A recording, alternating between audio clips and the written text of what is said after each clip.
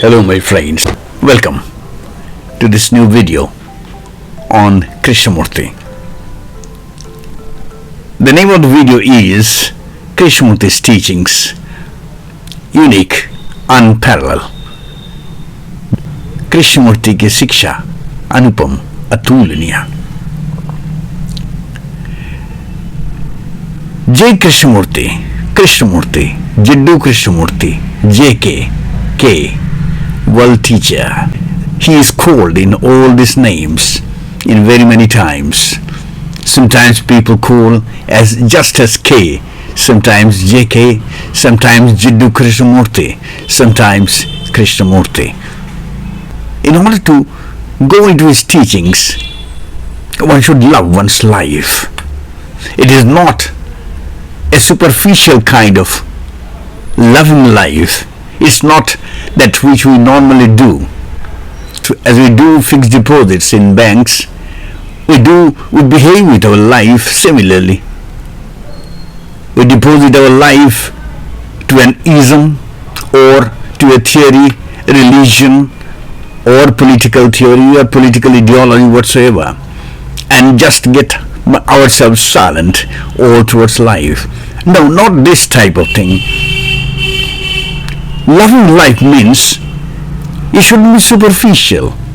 There should be discontent, disenchantment, a dissatisfaction towards one's life. This is because of passion towards life, passion to know more, to go deeper into it. The question which is very close to it, who am I? मैं कौन हूँ? Now this is an inward inquiry. Who wants to know life? Go deeper into it. These type of persons are the perfect vehicle and could be a perfect candidate for Krishnamurti's teachings. Otherwise, a man who is satisfied in the present life or the life he is leading has nothing to do here. Krishnamurti's teachings is not a theory, not an ideal, not an ism, not a philosophy of the Western kind. Krishnamurti's teachings is the truths of life. That difference is remarkable, very important. And why I started with the words loving of life. As Krishnamurti described life, life is not a problem to be solved. Life is a mystery to experience. This is a very important comment of Krishnamurti. Let me repeat the whole quotation again. Life is not a problem to be solved. It's a mystery to be experienced. There is not a formula by the application of which life can be understood. By making life a formula, a definition, as we approach normally, we cannot understand life. We need to understand it moment by moment. That's about Krishnamurti. Now why this? Why this cry for understanding life in its wholeness? Why? I want to refer to a story of Krishnamurti's own life.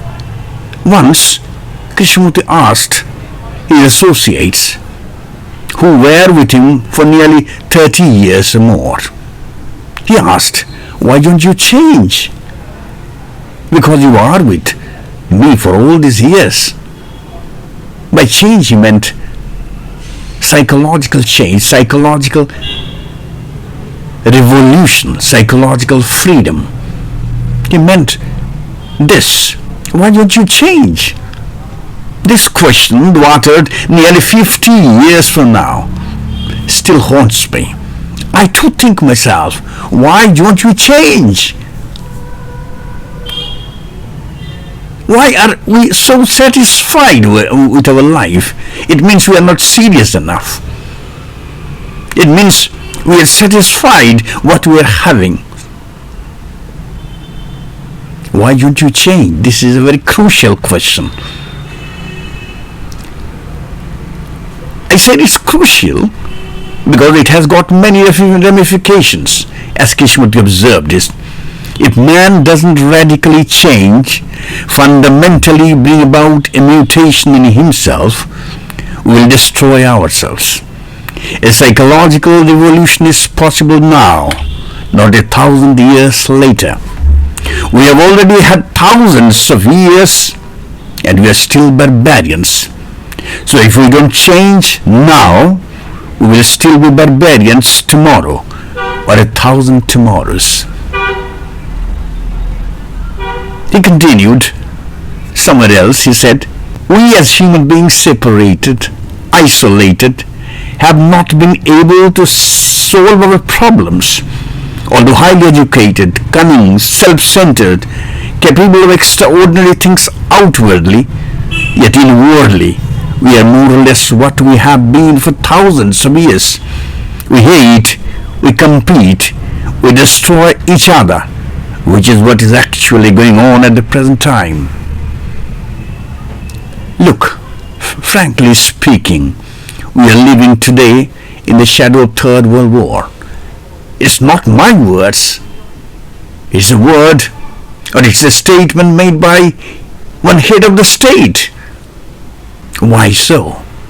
Because our approaches towards life and the world is not appropriate, is not right enough. Now the question is why right, why not right enough? Because when we approach towards our life, our problems of relationship, problems of existence, problems of cooperation, coexistence, we always approach our life either as a Christian or as a Muslim or as a Hindu Sanatani, but not as a human being. We never see our life and never desire to see our life as a whole. We live superficially. This is nothing new. And Krishnamurti is very, very confirmed about it. That without having this approach of totality, seeing life as a total, facing life as a total. He once said, life is a unitary global movement. This is very important. If you see life partially, as we normally see it, this is my life, this is his life or her life, and so on and so forth. So long we see life partially, segregatedly, separatedly, we cannot have a right approach. And in order to right approach, which actually means seeing life as a whole, we need psychological freedom. It is not freedom of freedom in the outside world, political freedom or economic freedom or so on and so forth, but psychological freedom within ourselves, seeing us individually, freely, with full freedom. As he maintained these words like freedom to look, to listen, to learn, freedom to see ourselves, face ourselves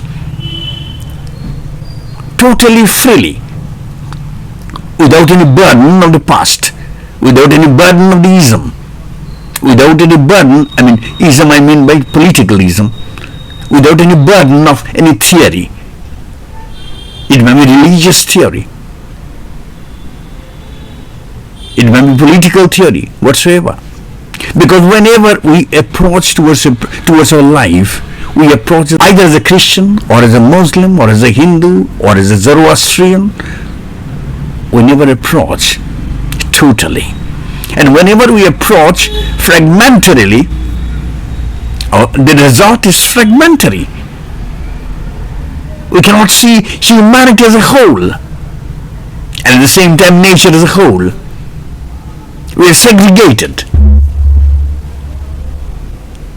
Segregated not only, geographical boundaries, by spaces. He is not, Krishnamurti never mentioning this. We are segregated mentally. We are continuously making segregation a profession. We worship this segregation through different theories, isms, ideals, religious, and so on and so forth. We made them our very style of living. And even Krishnamurti's teachings often, we try to categorize it, which is completely wrong. I must say that Krishnamurti is a remarkable one in one single point, particularly. He is uncompromising. He never gave any permission to anybody to analyze his teachings, to talk over his teachings, to discuss, making dialogues, referring his teachings all the time. No. He was very uncompromising. He said repeatedly that my teachings is sacred. He always saw his teachings as something impersonal. He mentioned as case teachings, never said, he was never personal with the teachings. These are truths of life. He once said, I never oppose the ideas of others, but I would not accept their authority, their theory of life. Because everywhere there is a trend to define life, to bring life in the category. It is done by religion, with a belief system.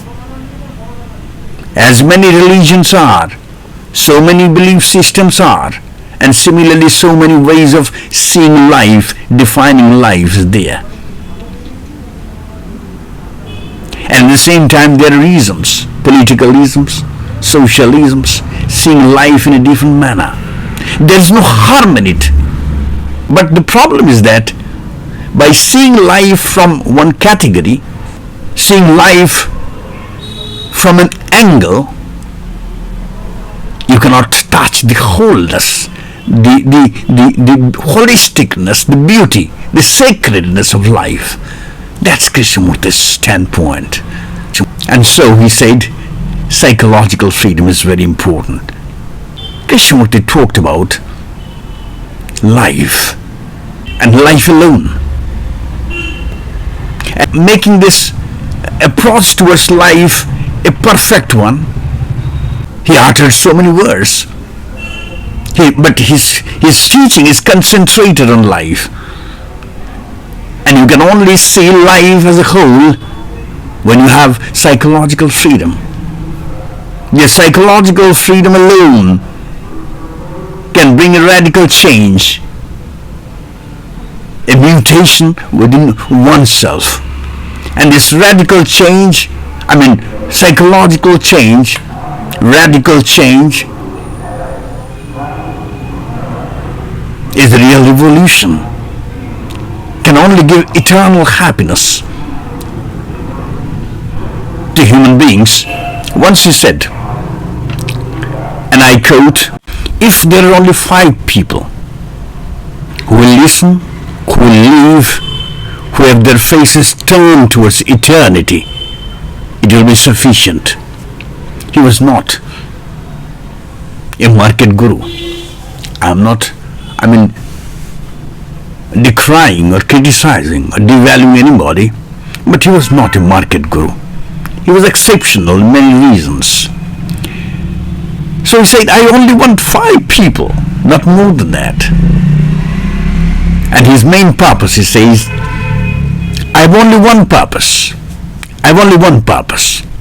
To make man free, to urge him towards freedom, to help him to break away from all limitations, for that alone will give him eternal happiness, will give him unconditional realization of the self. This is his one purpose, to make man free, so that he can realize eternal happiness. And that can only be possible if our approach can be right. Because once he said, it is far more important to understand the manner of our approach to any problem than to understand the problem itself. This is very important. And there is another quotation I must mention. It is the inadequate response to the changing challenge of life the root cause of our problems throughout the world. We normally do not understand this, that our very approach is not right.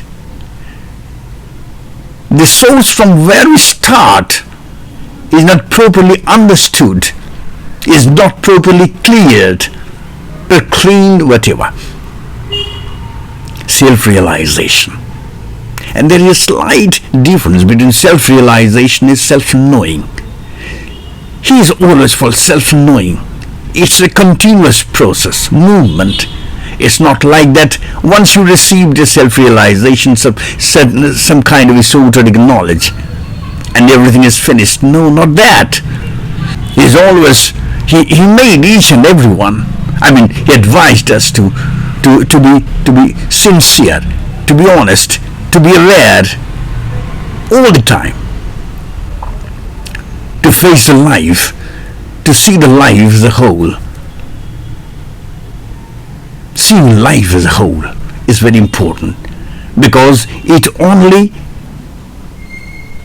creates right approach, and only right approach can make a right result in the world. We are concerned because see at what is happening in the Ukraine. See what is happening in the name of Hamas and Israel. See what is happening in the name of a particular belief system. They are ready to kill non-believers. How funny it is. But nobody is looking towards, looking inwardly. The recent trend is different, continuously towards outside world. We are very much superficial, and they destroy our life. The young generations, many people, many good students are doing suicide, and the older generation is suffering from loneliness, frustration, depression, all. The reason lies in the fact that we are not knowing our life. We are not approaching our life in its fullness. And so long we do not understand this, our life, individual life, cannot flower. Sometimes people ask, sometimes people say, well, what could happen to this world just by your seeing something, your life as a whole? Krishnamurti said, you are the world and the world is you.